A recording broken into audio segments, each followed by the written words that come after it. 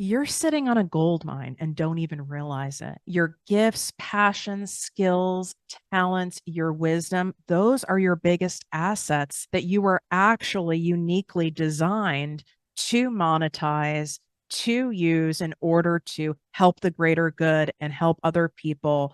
And then we've got the full spectrum of abundance. Abundance isn't just about money. Abundance is about bettering people's lives, helping people, making people feel connected, helping people reach their goals faster and easier while you're also being well compensated for being able to do this. And what happens is you start looking outside of yourself thinking, I don't know what it is I could do in order to make more money in my business or in order to start a business or in order to make money online. And you think so narrowly, and the very things that are going to get you where you want to go and make you that life-changing cash and get you the freedom that you want are staring at you right back in your face. We just tend to overcomplicate things when we're not thinking clearly. We tend to make everything harder than it needs to be because you likely were taught that in order to have success, in order to have the riches, in order to have the freedom, in order to have the lifestyle that you want, it's got to be hard. It's got to be sacrificing. It's got to be all consuming. And it simply is not true. And because we're all about giving facts here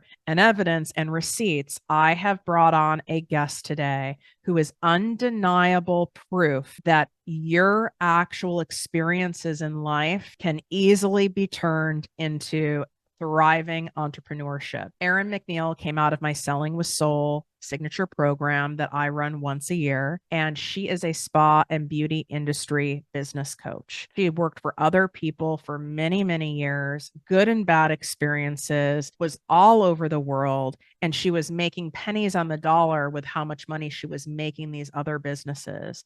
And she reached a certain point where that just wasn't working for her anymore. So when she got to a point where she just couldn't do that anymore, that grind just wasn't available for her. And she went, what can I do? What can I do to be making this money for myself instead of pennies on the dollar for someone else? It was staring right back at her. You're going to get so inspired by this episode and be reminded that everything you've gone through, everything you've learned, all the schooling, all the trial and error, all the hardships, all the stuff wasn't for nothing. It actually was all happening to bring you to the point of executing on what you were meant to do all along. What up, my people, my posse, my fellow crazies? It's your host, Tiffany Carter, and this is the show that is going to help you grow your business, your bank account, that big, beautiful brain of yours, your abundance, your relationships, and everything in between. Let's be real for a second. How many times have you invested in a program or a course hoping this would be the thing that finally works, only to feel like you were still missing something, still struggling to sell, still second guessing if people really actually want what you have to offer?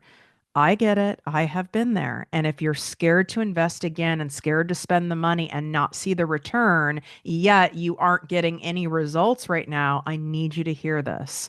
Selling with Soul is not like anything that you've done before.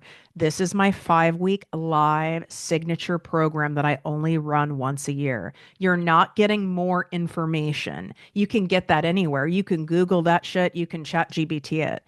What you are learning inside my program are two of the top income generating skills that you will use for decades to come, whether you switch your niche, whether you decide to sell something else, whether you decide to even write a book, have a podcast, you will apply it to all of the things and it will absolutely work.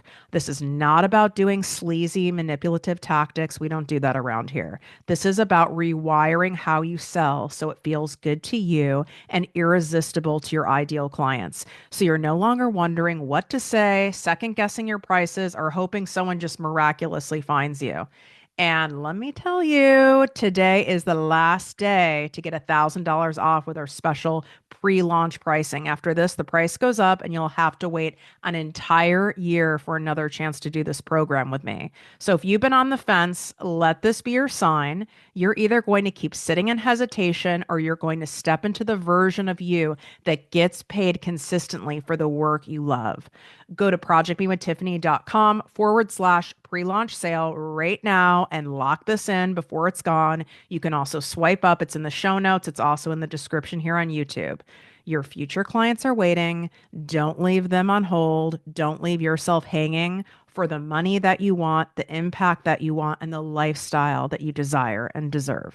So you may have seen everything going on with my signature program, Selling with Soul, that I only launch once a year. And I did something that I've never done before here at ProjectME. And we really wanted to celebrate the student who was coming with such humility and really was genuinely there to serve and not just sitting there going, what can I get? What can I get? And someone who has really gone all in with everything that we taught. And I was like, I will have to feature whoever this is on the show because they, one, deserve it. And two, there's a certain personality makeup of that person. And there's a reason why they're successful. And there's a reason why they invested in Selling with Soul. And there's a reason why they continue to invest in themselves and they have success that I felt like all of you guys would be delighted to hear. And then I was joking with Erin MacNeil before this that we did make sure we vetted that she wasn't totally crazy. I was like, I mean, you are a little crazy. I am. But like, I'm a redhead. That should say it all. And so is Emmy. So I was like, and Emmy, I asked Emmy when I go, are you just like favoring another redhead? Because I know this is stuff you guys do. Yeah, girl, we're rare. So I feel like I see gingers everywhere now. Like I feel you guys are breeding at a high rate. Something's happening. Yeah, I mean, like my dog has red hair. So yeah, I mean, that's as close as we're getting to a replica. Oh my God, that's so funny. So let's get into all of this. So being in this aesthetic space, all of you girlies who do, whether it's permanent makeup, you do injections, you do lashes, you do spa treatments, whatever it is, I hear the same things over and over and over again. It's so saturated. It's all based on price. You know, people are going to so and so down the street because, you know, they charge less money and they put themselves in this trap of how could I possibly be successful with everything that's going on in the market? And what do you have to say about that? It's so interesting because, yeah, like most of my clients are saying the same thing. Like there's injectors popping up on every single corner. Erin, how am I going to figure this out? I have to, the story is I have to compete on price. Otherwise nobody's going to pick me. Or the other story that I hear is I'm newer or I only have 1 year experience. But the thing is, like, if you only fixate on price, you devalue what you bring as a service provider. Like all of your years of training, your experience, your way, like you are the USP. So the fact that you only price your service based on the products you use is like you are setting yourself up to fail because that's a capped market. You can't keep increasing the price point because that's actually already set by the company that sold you that product. So for a lot of people, they think it's saturated because they're only fixated on, well, I paid X amount for this product, so I can only sell it for that. Or I paid X for this treatment, whatever laser machine, so I can only sell it. And it's like, no, but what about all of the other things that when I walk into your spa and I get a coffee or a tea, or I get a little takeaway, or maybe you have a beautiful lounge or a massage chair, this is all added value, right? And what about your general like expertise? Yeah, right. Like my ass isn't getting an injection from the mall. Okay. And no. It's like, I do not look for any aesthetic procedures based on price. Has anyone not seen the show Bot? Like this typically doesn't end well. 100%. And the other thing is like, so there's a presentation that I do and it's like talking about brand standards, and you could be the standard of Louis Vuitton, or you could be the standard of Dollarama. I don't know if you guys have that in the US. No, but I would probably go to it. Like it's a dollar store. Right. But like, yeah, it's a dollar store. And so there's just a different standard. And so even though you can get similar products from Walmart or the dollar store, or you can get one from, let's say, Zara and Louis Vuitton, but like there's a different experience, and the type of client that is looking for a specific experience will pay for the experience and not just the the product or like the thing that you're injecting or the laser, right? Like they're paying for, I want comfort, I want safety, I want expertise, I want to lounge, I want you to dote on me, like I want sense in the air, like all of the things. I want access, right? Yeah. Like I just hired someone to help me with my hormone health, all that stuff. And it's like I pay for concierge medicine now. And yes, I can hear some listeners saying, yes, Tiffany, but you can do that because you make millions of dollars and da da da da da. Even when I wasn't, I would have probably found a way to pay for that because the cost of going after something that's like cheap ends up being expensive. And I would love to hear your thoughts on that in the aesthetic world. You know, like even if we look at like nails, like I know when I like first came down here at the beach and I didn't have like my normal nail person and I was like vetting nail places. I mean, I can spot a cheap set, can't you? Yeah. Oh, totally. And so I just had mine done yesterday because we're traveling this weekend. And but for me, same thing. When I moved into this neighborhood, I was like, oh man, I'm so far away from my nail lady. Now in downtown Toronto, the nail lady that I went to, I'm spending $125 on a manicure. And some people are like, oh my God, that's too much. And I'm like, here's the thing. It is absolute perfection every single time. But if I go and pay the $50 one, which is also okay, but the reality is like, I don't know how it's going to turn out. It's going to be lumpy and bumpy. Like they've literally come back and they're or they're crooked. thick. You get the thick, They're the thick so gels. thick. So thick you can't pick up a quarter or anything. You're like, how do I pick anything up? Yeah, I mean, like you pay for what you're getting. And especially in aesthetics, right? It's like you can tell the difference right away. I want to talk about some scandalous real stuff. Now, for you guys who don't know in the audience, I have another business I've had 16 years, and it's in the medical digital marketing space for pharma companies, medical companies, spas, but it's heavily in aesthetics. Like I've been in the derm and plastics world for many, many years. Here are two things I know for a fact happen, and I will not we will not take clients who do this. If we find out they do, we drop them. One is things like lasers. They will turn the settings down on things like laser hair removal. So you have to come more times. And then when you say, oh, I thought you said this was approximately 6 to 10 sessions and it's taking longer, they just turn around and blame it on you and your hair type, and everyone's different. Second thing is diluting substances such as Botox. I would love to hear what you have to say around this kind of thing that goes on in this world. And I think it goes on out of scarcity. Taking a momentary break from this interview to ask you a question. How much longer are you going to pour your heart into your business while still feeling invisible, still posting and hoping someone bites, still undercharging because you're afraid people won't pay more, still watching others make money in your industry, doing what you know you're just as good at, but somehow the people are all coming to them and you can't seem to figure out why? The cost of not learning how to sell in a way that actually works and in a way that feels good to you, it's another year of you leaving money on the table, another year of you questioning if you should quit, if you should just give up the stream altogether. And I know the fear, what if I invest and it doesn't pay off? Well, let me ask you this. What if you don't and nothing changes? Selling with Soul, my signature program that I only offer once a year, is the missing piece that fills the holes in your business. It's the difference between wondering where your next client is coming from and knowing exactly how to call them in on repeat to where you are creating predictable, consistent income. It's about finally feeling good with selling instead of cringing and overthinking every word. And here's the thing. Today is the last day to get it at the pre-launch pricing and save $1,000.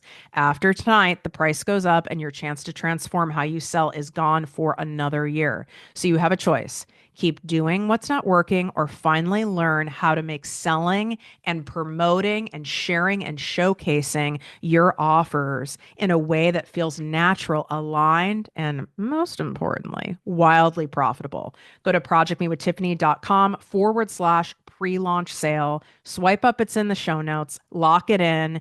If it says at the top of the page that it's full because this is filling up quickly, then it will redirect you to be put on the wait list for 2026. Okay. But there's still spots left right now. Make a move. You can get in for as low as $297 a month. Okay. I've made it to where you can't have any resistance around changing your life by learning two of the top income generating skills that will pay off no matter what business you're in and no matter what you're promoting. It's I have to dilute this in order to be able to be competitive with my pricing because I don't know how to market my brand as a whole to make money. Well, it comes back to like a worthiness, right? Because it's like when you have that deeper, like, I don't feel I bring a lot of value, therefore I have to hustle for my worth and I have to overgive and do all of these things. Like, you want your resources to stretch so you can make the most of it. I do see it a lot, and I've heard a lot of horror stories, but you know, after a while, same, we don't work with those clients who are like, they get on a call and they're like, how are you going to make me money? I'm like, whoa, whoa, whoa. Like, I help bring out different traits and potential. I help you see things that maybe you're not really seeing and help point you in the right direction. Like any coach, I coach, you get out on the field and you actually have to do the work. But also, I lived in Asia for a time. And so what part were you in? Please tell me Korea, because I have a fixation on Korean skincare. No, okay. I never made it there. I lived in Beijing, China, and then I also lived in Hong Kong. And the amount of, like, again, it exists there, but it's amplified because population is so many people. And you just see so many things that is like out of scarcity. They're making replica machines, replica products, like I just saw something on TikTok. Like a counterfeit like device. 100%. So wow. I literally went in to a clinic because I wanted like the non-surgical facelift like back in the day. And I was going in and I wanted something similar to Thermage or old therapy. So I went in and I literally had them write down the serial number and I went and I called the company because you just don't know. But as you mentioned, that you actually don't know that as a consumer. So I think that obviously like do your homework. And this is why, you know, you get what you pay for. Again, I find those people who have a scarcity mentality, they do attract clients who also have scarcity mentality. That's like, I just want to pay the least amount possible, but get the most result I've ever gotten. And normally those are like the most headache clients. No, they are the worst. Period. Because, in any specialty, they're the worst. It's when you guys, I don't mean you, but in general, you guys price things lower because you think more people will buy, or that's the right thing to do because I'm in a service-based industry and maybe it's coming from a good place. Like I want to help more people, but you end up attracting the most entitled people. These are the people who will actually do chargebacks on their credit cards and screw you. Oh yeah. They've got your number. They know what, like, they know where you're at. And they will come find you and they want a refund and then some. There are people out there like that. But again, like working in the spa industry in specific over the last 20 years, and even for myself, when I think about why did I even get in this industry? For me, I came from such a broken place that being a service provider made me feel good that I was helping other people. And actually they get like an instant feeling too, right? And they're like, oh my God. So them validating that I made them feel good makes me feel good. And so you see this like over the years as I like climbed the ranks and I eventually went into leadership, I see this in my team and different, people that I've helped develop. And you actually see this. So when you think about that scarcity mindset, I've opened a business. Okay, now I have to compete on price because if I don't, nobody's going to buy. Well, you have to actually ask yourself, like, why do you feel like you're not worth a lot? Why is it that, Sally Sue down the street can charge double, but you can't? That isn't about the market is saturated. That's something in your mind that you think you're not available for more, or like that's attached to your worthiness. And I know that because I was that person. I started out as an esthetician and I remember what it felt like. And it's like most women who get into, and I say women, but most women get into the industry because they just want to feel good. They need to like really fill that void of, I want validation. I want to know that what I offer has value and I'm worthy. And so a lot of people, when they start their business, they're like, okay, I'll start off in my neurotoxin is going to be like the lowest, what I call like like basement bargain price. And then before you know it, after, working with them, I'm like, girl, you literally are giving everything away. You're not even getting paid. Like, are you okay with that? At what point are you going to realize that you have enough skill to command like a high dollar? Like, you're worth that. And a lot of them, like consciously, they've never connected the dots. They just blame like, oh, it's the market. I did not connect the dots until I lost almost everything I had. And I was working with a private law of attraction coach, like in manifestation, and I still didn't get the depth of the worth and the money and how that shows up literally in every area of our life. And it's like, sometimes I still am blown away about how it can show up. So did you start in the corporate spa world, or did you start as an esthetician and then go in the corporate spa world? Yeah, I started as an esthetician, just like at a med spa. Like, what was your jam? What was your specialty? So I started out as an esthetician doing manicures and pedicures. I initially, like literally manicures and pedicures. And then it was just on the cusp of when Medi spas were becoming a thing. And I was like, I think I could go for that because I think there's a bit more money there and there's more business opportunity. So like in my head, I was like, I'm looking for ways where I could earn the equivalent of an MBA. Because back in the day, in my mind, I was like, I'm not smart enough to apply to business school. So I'll just do this. And that will get me out of my small town, like crappy town or whatever. So I worked my way up and I was like esthetician. Then I was a laser tech. And then I became a trainer, and then I became a manager, and I was working in med spas. But when I left Canada and moved to Bermuda, I didn't have an option to work at med spas because there you had to be like a doctor or a nurse. So I got back into traditional spa and I went in as a manager at a luxury hotel. And it was so interesting because I had to learn the corporate world for the first time because I had worked for these like small that had to like be med spas. Shocking. Because see, I started in corporate, but for someone who you started basically as like an independent contractor, right? You still 100% your own boss in a sense, and then you went to corporate. Oh my God, that must have been a mind fuck. It was, because you're like, I have to learn a whole new set of rules on how life goes. And the rules aren't necessarily written. No. And so because I was like at these smaller places, there were so many things you could do in management that like in a corporate structure, you can't yell at people. Like, right. So I was like, and even like I would walk fast. I'm like really direct. And they're like, Erin, you can't do that. You can't do that here. And I'm like, what do you mean? You're telling me not to be myself? I figured it out. But even like going into that environment was so difficult because I was in a new country. And even though, yes, it's technically sort of in North America, it was like learning the culture. I've been to like, Bermuda. It is it's different. It's gorgeous, but very unique. It's unique. And I was around wealthy people for the first time. So a lot of my money stories, my worthiness, I was newly married at the time. And like all of these things were changing. And literally what happened to me, and at the top of the call, you were talking about humility. That was the turning point in my career where I was learning how to be in corporate and they were shaping and molding me, as you know, right? That's kind of how it works. And you either fall in line or you don't. And exactly. Well said. Like because there's no option, right? And so when I was there, I was crushing it because in the smaller like med spa where it was independent, my thing was like creating profitability and numbers, right? I was hustling for my worth. I was proving like I have worth, right? And it was through the dollars. And when I got there, my team told me after 1 year, like, you're the worst boss we've ever worked with. I thought I was crushing it. Oh yeah. I thought I was crushing it because I'm like, my boss told me the benchmark to success was turn this operation around, make sure it makes money. Of course, and that makes sense. I'm like, but the team was like, you're not approachable. You have no humility, no compassion. I can't talk to you. You don't include us in anything. It's your way or no way. And it was like the biggest wake up call for me where I was like, damn, shit, I thought I was crushing it. And I was in California when I got the news that everyone on my team hated me. They did like an annual survey and it came back so awful. And my HR called me while I was on like secondment there was another hotel in Silicon Valley. So I was helping out there.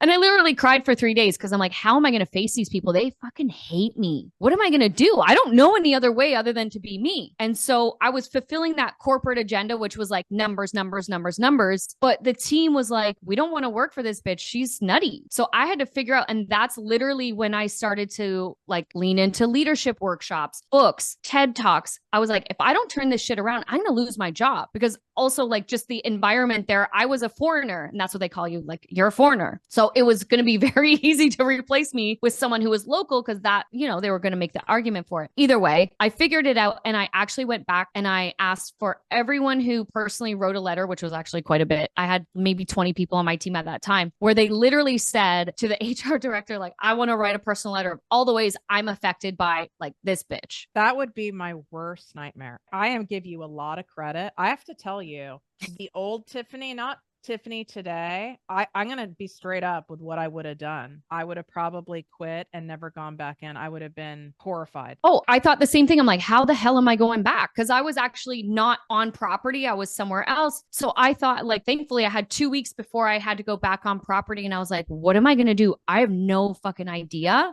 how I'm going to figure this out. And I literally, like, just something told me, like, Erin, just apologize. Just fucking apologize. Like, you don't have to like run everyone over and be a bulldozer. And so when I did that and I got back and I called in everyone one by one, like it was a whole day. And I just like ego completely dropped. And I was like, listen, I had no idea I was showing up like that. I had no idea that you felt like that coming to work. Like, I can't even imagine. I would hate coming to work. Right. And I literally apologized to everyone, asked them, like, how can I turn this around? And so again, like, your question was about corporate. And so what I figured out was, how can I still be me, still fulfill the agenda, but also still like have work that I enjoy? Cause I didn't think that I had a plan B. I'm like, I'm trying to climb this ladder to the top. Right. I see. You weren't yet going, no, I could make millions doing my own thing. You were, no, I had no idea.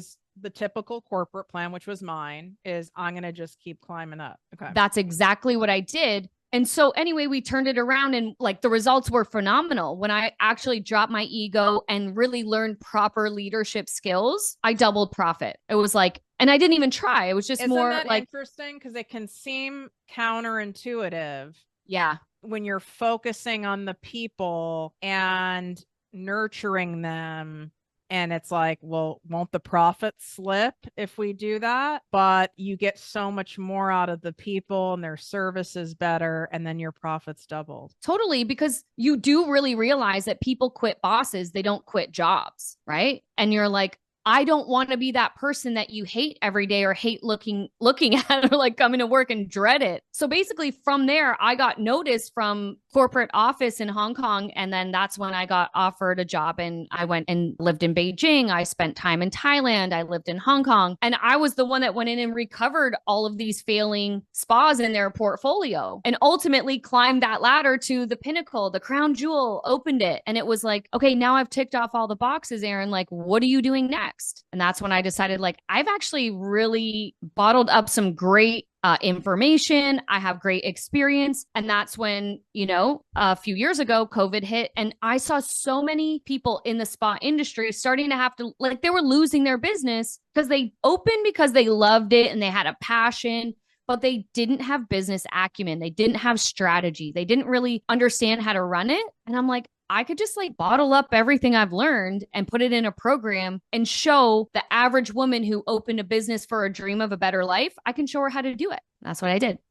And what gave you the balls, so to speak, to leave corporate? Because I know I'm not the only one listening that's going, I mean, you're living in really cool cities at like 5-star resorts in the spa world, probably getting a shit ton of free treatments. It sounds pretty fucking glamorous. And I'm sure you were making a 6-figure salary with bonuses and such. How did you take those golden handcuffs off? I decided that my happiness was worth more than the paycheck. Like, I was literally getting gaslit every single day. The goalpost would move every single day. No matter how many benchmarks of new historical highs we hit, it was never good enough. And I was like, this shit is not actually going to end. It's only getting worse. Really started to wake up to the fact that like they're going to just replace me. Cause also I remember you telling your story about getting sick.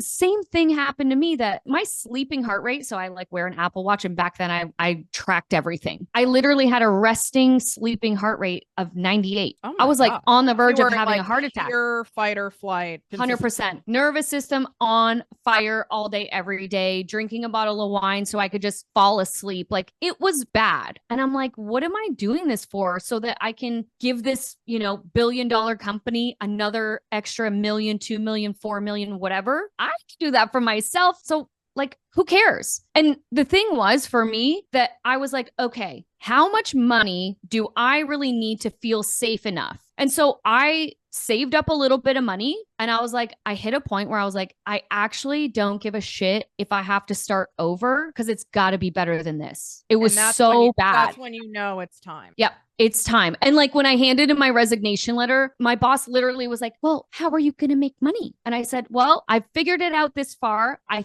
think I'm going to figure it out. So don't you worry about me. Like, I love when people asked me that. And these were people that like really didn't give a shit about me. no. It's like, so now you're concerned how I'm going to pay my bills. Like, I'll be okay, sweetie. Yeah. Which is really interesting, because here's the amazing part. A year and a half later, I get a message from that same boss who said, hey, Erin, I just wanted to let you know you're one of the first people I'm telling that I resigned from my job, and you inspired me to do it because I realized how toxic this environment is. You're welcome. Love. But, I genuinely felt like I know what she's talking about, but I was like, right. Like, well, it's like that. I'll be honest. I get off when I see some of the former kind of haters watching my shit. I delight in it. Yeah. Go ahead and comment, like, if you will. Right.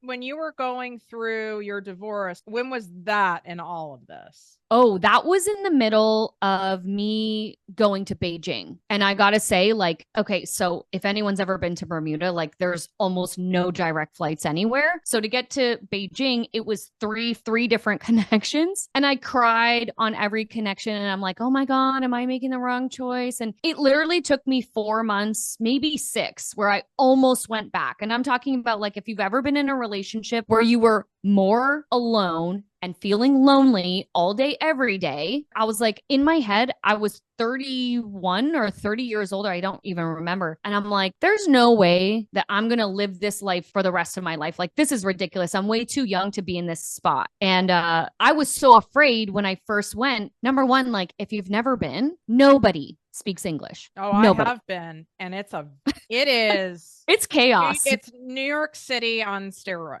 I mean, it's pure chaos. And you're right. No one speaks English. No one speaks English. And if you've ever experienced the most foggy day of your life, that's every day, all day, except it's not fog, it's pollution. That's part of why everyone wears a mask. It's not just because of the bird flu. No, exactly.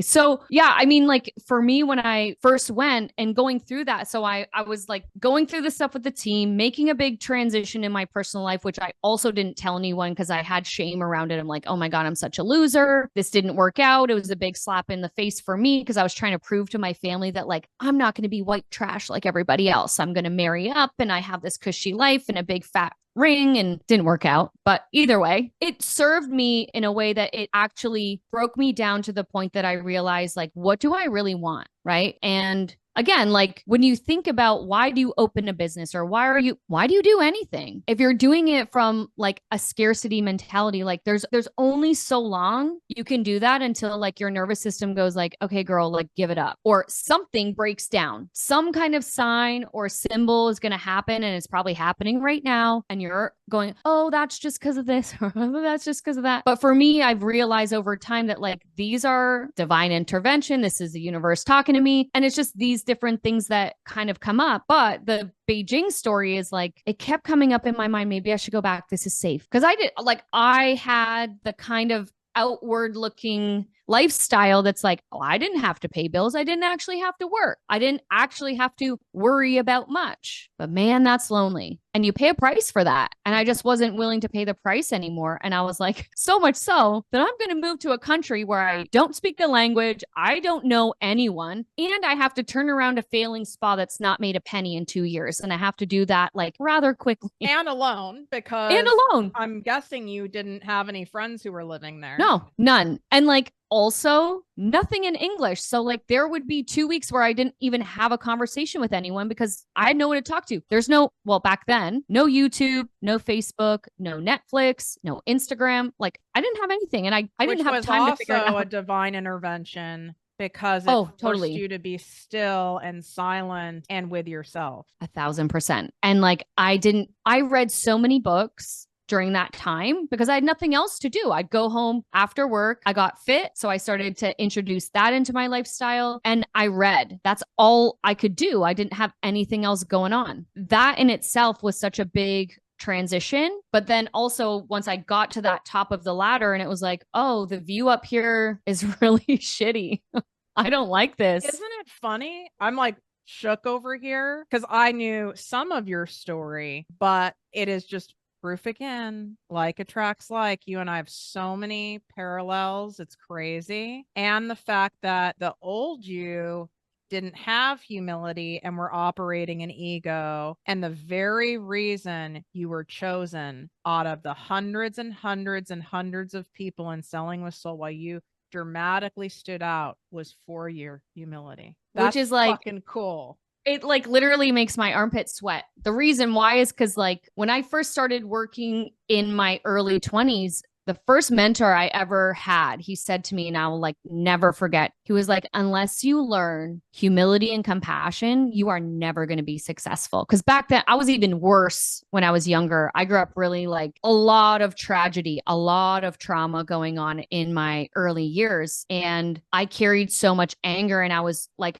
I was awful to be around. Like looking back, I'm like, oh, whoa. I was too. I was like a wounded Scrappy. animal, scrappy. Don't fuck with me. You can't Oh, hurt yeah. me. Also, Tiffany, I am 5 feet tall. Okay. And I used to go out in my 20s, Thursday to Sunday, like clockwork, looking for an argument. Like, don't even breathe the wrong way around me because, like, I'm going to go off. That's how I used to be. It was so bad. And my mentor was like, Erin, if you don't like dial it in, if you don't get this figured out, like you're going to be stuck. You're going to live in that small, crappy town. You're not going to like, you can't do anything. And he was so right. Because even probably when you think about it, like I won't work with someone unless they can be coached, which requires humility. It requires you to go, I don't know stuff and I have to sit and listen. And sometimes I'm going to hear shit that I don't like about myself. And I'm going to want to be defensive and I'm going to want to shut it down. But you can't because like, that's the whole point of coaching. Yeah, it's like looking back to who I used to be versus where I am now.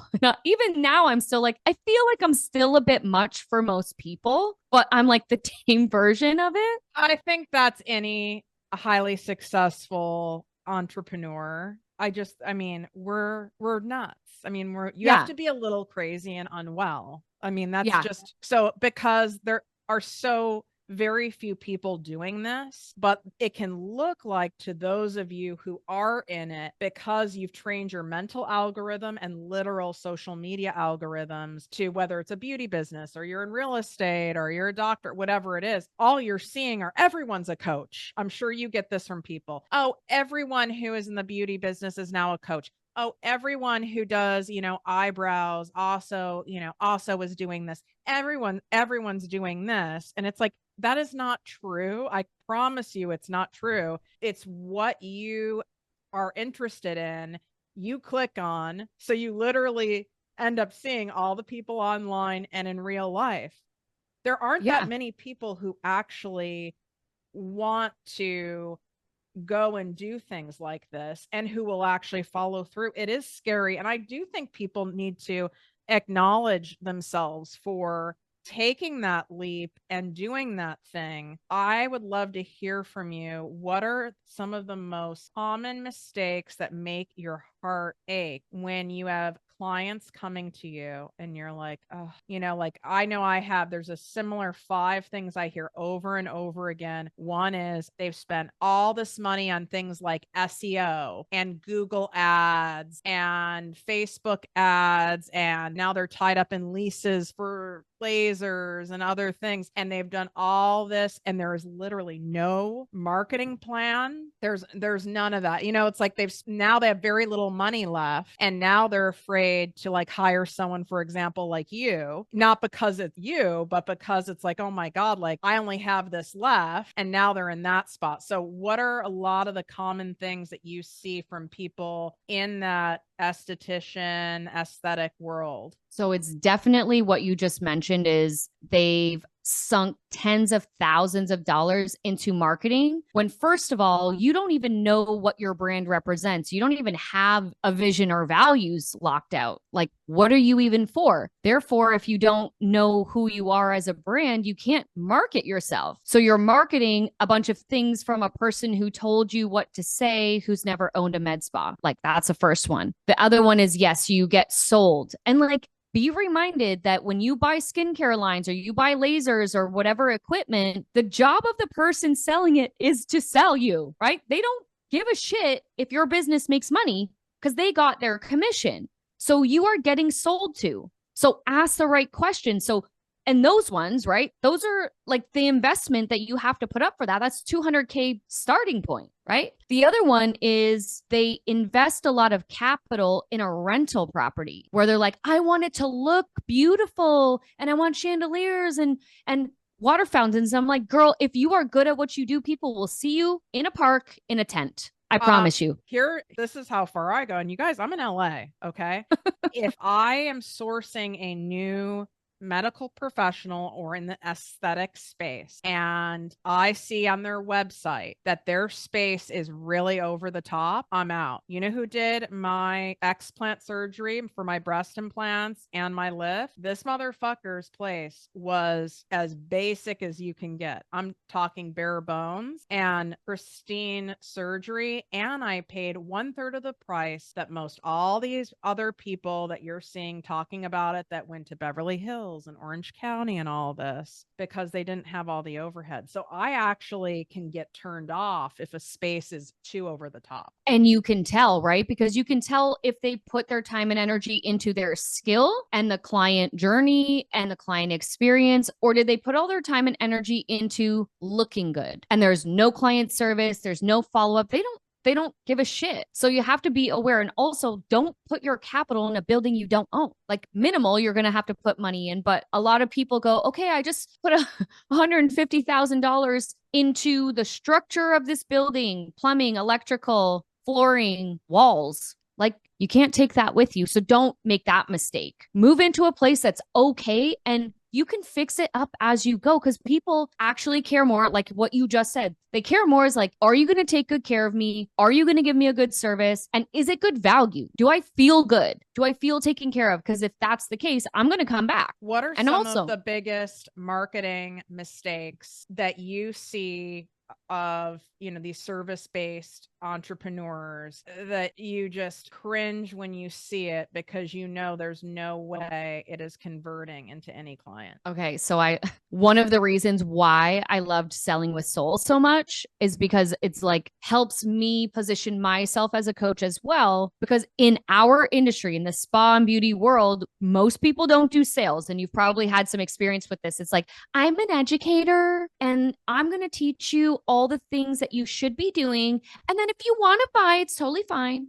Or they'll say, like, I don't want to sell. I have this business, I don't want to sell. I don't want to sell. And it's like, okay, if you have any kind of a business, I'm talking any form, your main job is to sell, or you don't have a business. Well, totally. Because I remind clients all the time, like, do you think a dentist doesn't have to sell? Like, literally, if you are human on planet Earth, you're selling something. Otherwise, like, how are you getting by?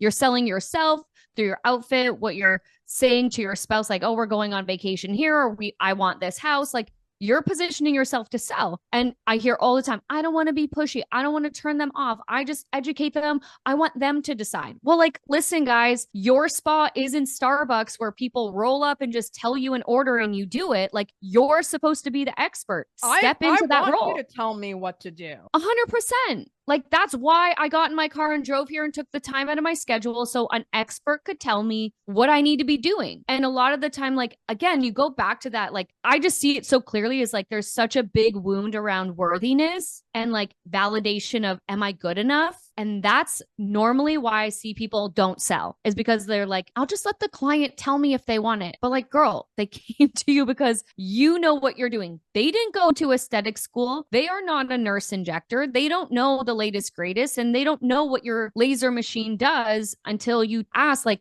what's bothering you? Or like, why did you come in today? Like, literally, you just want to listen for those pain points so you can reveal back to them how you could solve that. And if they don't make a move, they're going to stay in that pain. Right. Like, you have to help them help themselves and stand. And like you said, the worthiness part is also like standing in your conviction. You're not pretending to be an expert in everything. Like, if we use example of like the aesthetics world, I mean, there's a million different specialties within that world. You don't need to pretend that you're an expert at all those things. You specialize in a select handful of things and clientele, and we've got to like own that part in it. But does that mean there isn't someone else who doesn't have decades more experience than you, that isn't, you know, so to speak, insta famous in that world? There's always going to be someone who's older than you, who has a, you know, so to speak, different look than you, who's made more money than you, who has more followers than you. And it doesn't matter. That's all like ego crap that's going on. What drew you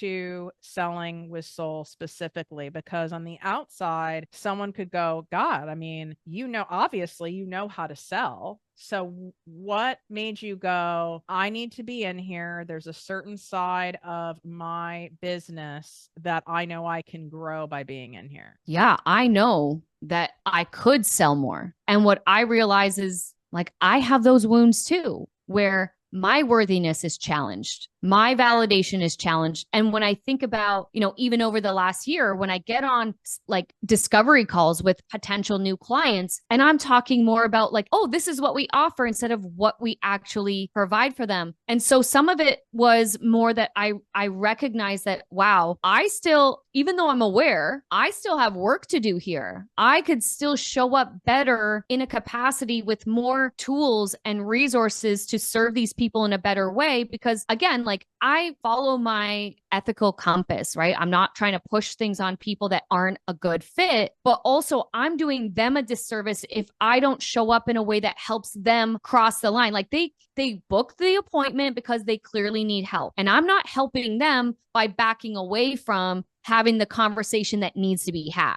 right? Like, you said this on one of the calls that was like, what would you say right now, like real talk, to the person who hesitates, where you know they've got a problem and they've been stuck in that spot for X amount of time? Like, what would you say? And that struck me because I was like, sometimes I just don't ever say it because I'm like, well, then they're going to think I'm a bitch, or then they're going to think that I'm being pushy. And like, all of my stories started coming up, and they still pop up every now and again. And it was like, selling with Soul was the thing that I needed to really figure out, okay, what is my voice when it comes to selling? Like, how can I still sell with authenticity, sell from a point that I know I'm here to help and I can help, but what is some of the language or verbiage or ways that I maybe don't yet have? What are those things that I don't have yet? And so that's what really appealed to me, was like, if you're someone who is like, you know that you can unlock a new level inside of your business, and it's not about the dollars and cents that you can make, it's really about the lives that you can transform. And especially what I do, when it's like, when I can get someone to unlock their potential because they finally invested in themselves and go, holy shit, like, I didn't realize my business could be this profitable, or I didn't realize I could have a staff of 15. I didn't realize I could have 3 locations. Like, that was a pipe dream before. And when we work together, we unlock those things for you if that's your dream. But if I don't know how to get you to the point to say, yes, okay, I'm ready, I'm in, I'm going to stop making excuses. Because part of that is like me in that sales call, I have to be able to create an environment where they feel open to say, yes, It is very humbling Yeah. to do that, especially when someone does a version of what you do or you're in a similar industry. And, I can't tell you how many people cry on calls with me and they're like, I'm sorry, I'm crying. And I go, no, it's a good thing, because that, one, means you really want it. And two, you feel safe. You feel Yeah. safe here with me. And I take that seriously. That feeling of, and I know you've experienced this also as like a practitioner in the aesthetic world, where you've had those clients where they're like, oh, I finally found someone who I can trust, who does great work, who's going to give it to me straight, like make me feel beautiful, and it is so refreshing, because there's so much shit that's out there. And if you don't present yourself in a way and position it in a way for them to work with you, those same people are going to go and hire someone else who I can almost guarantee you there's a high likelihood is a scam in doing fantasy marketing. Yeah, they're not as good as you, and they're not in it for the same reasons. Totally. Yeah, I just like, I realized when I started listening to your podcast, I was like, okay, I could dig in a bit deeper here, because the hard part is when you're facing someone and they are on the verge of tears and you have to remind them like, hey, is it possible that you're stuck in this much pain because you hesitate, because you're in fear? Like, how long do you want to be stuck? And reminding someone of the hell that they're in is hard to do, right? And sometimes you're like, how do you say that? How do you do that? How do you get comfortable being the person to remind them that they're the problem? Right? Like, it's That's not why I easy. give you guys scripts, like those questions, because until you've practiced it enough, it is hard. Just like when you're a good friend or a good partner, someone who's a good friend, you're someone who's willing to have hard conversations, even if you know your friend or your partner is going to be hurt or pissed at you. That doesn't mean you're mean about it, but we can't always control how someone takes it. I've had many clients get mad at me, and then they come back and they're like, I'm sorry, I wasn't mad at you, I was really mad at myself. And I'm like, that's okay, because I'm willing to tell you the truth in order for you to hear what you need to hear to get the result you're saying you want. Yeah, I 100% agree. Like, I literally have a module in my program called Difficult Conversations. Like, how do you fire someone like in a very humane way? Like, I remember when I was in corporate, I had to fire 8 people in one day. Oof. Like, imagine. I mean, And if by they the eighth were one, I was all like, 8 like entitled, terrible, horrible people, I probably wouldn't feel bad, but my guess is they weren't. no. And like, they didn't deserve it, and it was not my decision, which was even more difficult, because it's like, okay, Erin, you have to get into character here. But it's very difficult to acquire the right skill in a very humane way, and in a way that is like, allows that other person to be open and receptive to tell them like, you're the bottleneck in your progress. Like, you're actually the problem. Do you realize that? Right? Like, people don't like to hear that. I'm only laughing because your like entire face is frozen like mine. And then and when you're talking, it's like I'm going, this is really good. Her face is frozen. That's what I always say. This is great that I have little movement in my face, because I'm a very expressive person. And it just Oh, like yeah. takes it down a notch. So why do you feel that playing cheap with your business, let's say we have someone listening now who's, doing permanent makeup, and now, they're coming up against, oh, the economy. Oh, now everyone's doing permanent makeup. It's not like a new hot thing anymore. Maybe it was just a trend, and they're in that whole spot, and they've bought courses. Maybe they've done some group programs, but they've never really done the holy grail, like the higher level stuff, like working with someone like at your level, right? And they're playing cheap with their business. In all your years of experience and even like owning your own shit, like what is the cost of playing cheap with your business? Like, you're on that hamster wheel forever, because it's like you're looking for, what's that quick fix, quick fix, quick fix. And there really like isn't one. When you look at the biggest, most robust, longest standing businesses, do you think that they took shortcuts and like little tiny courses here and there, and they dabbled. You can't dabble and make a 7-figure business. Like you have to literally go all in. Because if you don't, like you are literally going to, I think I posted this the other day. It's like that might take you 10 years to figure out because you're hesitating. And every time you hesitate, the thing is like, if you're trying to save money, it's actually costing you money in the long run because you think that it's going to save you money, but it's actually costing you time.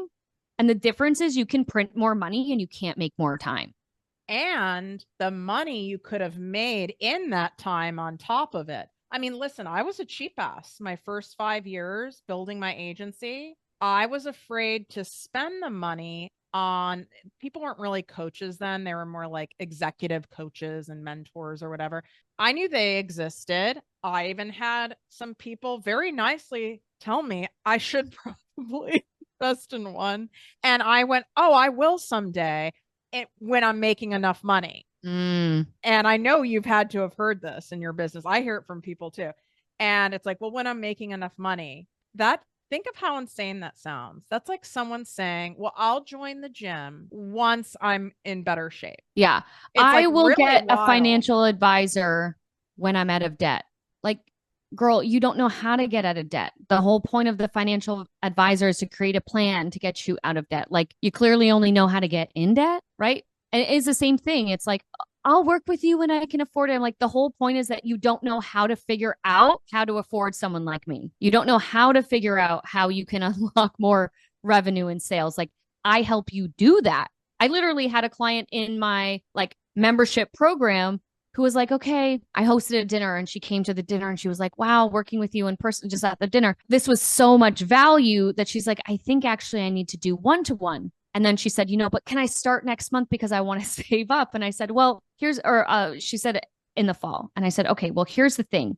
You're going to not make a move because you're not going to be ready in the fall because you haven't figured out how to make the money yet. And that's why you need to work with me, right? Because if you would have figured it out already, you'd already have it. And there's a reason why there are business loans. I don't know any business that didn't have a loan. No one would give my ass a loan in my first business. So I used credit cards, but that's still a loan, right? Yeah. But I don't know any business owner unless,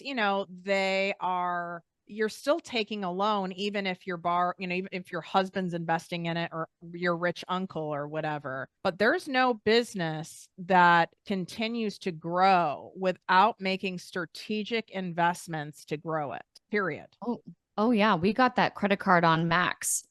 Like that's what I get. What is going on? Like I have literally $50,000 credit card bills now. And I laugh I thought I was balling when I got a $56,000 a year salary. My credit card bill is $50,000 a month. I mean, I'm also a mileage whore. So I put everything on the card. I'm getting into that game, right? Get into it. It's worth it. I'm like looking at the points and I'm like, oh my gosh, I have 200,000 points. And I'm like, that means I put $200,000 on this card. Exactly. You're like, it's such a different world. But again, like when I started listening to you and then like going into selling with soul, the thing that it opened me up to was, yes, it gets to be easy. Yes, it doesn't have to feel hard. And yes, it is available. Like, again, we're like kind of teasing that people are like, well, I'll work with you when I can afford it. But the reality is like, you haven't figured that out just yet. Right. And so when I started with the course, I only had a certain amount of what I knew at that time. But by the end of it, I was like, holy shit, there's no reason why this shouldn't be an 8-figure business. And like, I literally didn't know 6 weeks earlier that could have been available. And that's why, like, for me, I continue to go all in because I want to learn from experts. I want to learn what I don't know. Because if I just lean in all the way, or I put people around me that have done it before or know how to do it, I'm like, I can actually get there faster. So what I've learned over the years, and I tell this to clients all the time, is like, look back. Was there ever a time that you completely let yourself down? Like, why would you start now? You always were able to figure it out. So like you're going to figure out this money thing. And now you actually have me. We're going to figure this out because I'm not going to let my clients fail and be like, oh, well, sorry about your luck. That's luck of the draw. No, it's like I'm still invested to make sure that as long as you're showing up, as long as you're doing the work, as long as you're leaning in, as long as you're applying what you are learning, implementing it, asking for feedback and refining, I'm going to show up for you and we're going to sort it out. And we always do because I mean, I've done it over and over again. And honestly, if I can it's do it in a actually country where I don't, simple. It's simple. it's very I'm never simple. going to tell you, and I know you would never tell someone it's easy. It's simple. Simple. You're The correct. hard Yes. part is all your own shit. 100%. It's all the stories, right? I'm like, because I would tell people, like, if I was able to figure it out in a country where no one on my team spoke English, like somehow I still was able to turn around that business and make it make money within 18 months. In a actually, it was 3 months, but highly competitive market. Like more totally. hotels in a square mile than anywhere I could possibly think of. Well, yeah, and because they cluster, right? And they've got like the little, like almost like little communities where you don't really leave the 3-block radius. So like all of your competition is on the block. So like you throw a rock and you're like, oh yeah, there and there and there. But I tell people like I'm not special. I'm just extremely resilient around like if I fall, I'm getting back up. Everything is either I learned something or I won. It's like you can't lose because it's a mindset. Yes, you need like a certain amount of tools to say like, okay, we know that this and this works, but also anybody that I've ever come across that they're like, oh, I've got the strategy. If you don't have the mindset to match that strategy, you're screwed. It's not going to work. Agreed. 1,000%. Thank you so much for coming on and for being you and all the work that you've done on yourself that has brought you to this point and how you're paying it forward to so many people. I'm going to make sure that all of her stuff, if you're interested in her programs, she has a podcast too, her social media, all those things, we will link it in the show notes and in the description here on YouTube for you. If you guys love this episode, take a screenshot of it and tag me at ProjectME with Tiffany. We'd love to know your questions, what you thought about it. And you've just been like such a pleasure to coach and Thank you. Refreshing. And you're incredible. I want to acknowledge you, just like you're a real deal. You get the Tiff stamp of approval, which is very rare. Like you're legit, you give a shit, you have the receipts, and period. It's like, to me, there is no one else someone needs to work with in that particular area. You guys already have it.